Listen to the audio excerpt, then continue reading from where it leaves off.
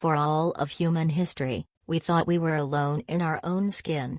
We believed that if we couldn't see it, it wasn't there. But in the late 1600s, a man who sold silk and wool in the Netherlands became obsessed with lenses. He didn't want to be a doctor, he just wanted to see the quality of his thread. But when he turned his handmade lenses toward a drop of water, he saw something that shattered the human ego: animalcules.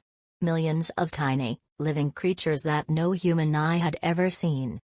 Antoni van Leeuwenhoek was a master of the single-lens microscope.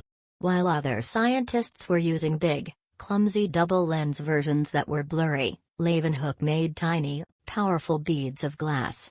Some were no larger than a pinhead, yet they could magnify objects up to 275 times.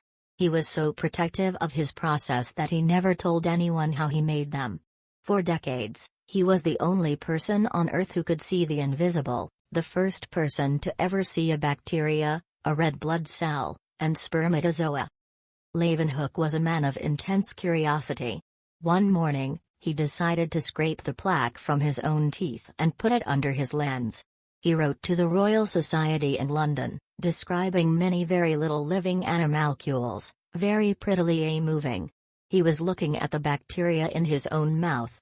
He even noted that after he drank hot coffee, the animalcules stopped moving, unknowingly conducting the first experiment on how heat kills bacteria. Here is the great what-if of medical history. Leeuwenhoek discovered bacteria in the 1670s, but germ theory wouldn't be accepted until the 1870s. Because Leeuwenhoek was a merchant and not a scientist, and because he refused to share his lens-making secrets, the world viewed his little animals as a curiosity rather than a cause of disease.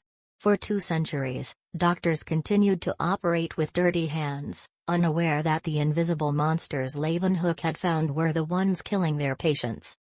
How did the discovery of the micro-world affect the human lifespan? The end of isolation. Human beings finally understood that we are an ecosystem. Leeuwenhoek proved that clean water isn't always safe and that the body is teeming with life. The blueprint for the future. While it didn't save lives immediately, his work was the North Star for Louis Pasteur and Robert Koch. He provided the visual proof that the world was far more complex than we imagined. By revealing the existence of microbes, he set the stage for the 19th century Great Stink cleanups and the eventual invention of antibiotics, which would add nearly 30 years to the average global lifespan. Leeuwenhoek didn't have a degree, but he had a lens. He showed us that the greatest threats, and the greatest wonders, of the human body are often too small to be seen, but too powerful to be ignored.